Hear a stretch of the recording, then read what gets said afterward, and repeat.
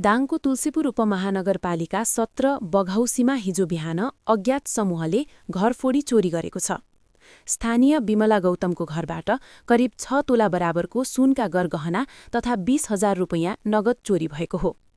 चोरी भएका सुनका गरगहनामा सिक्री, नेकलेस, 2वटा ओठी, नवरत्न टप, बाघमुके बाला, छड्के तिलहरी तथा सानो टप रहेका छन्।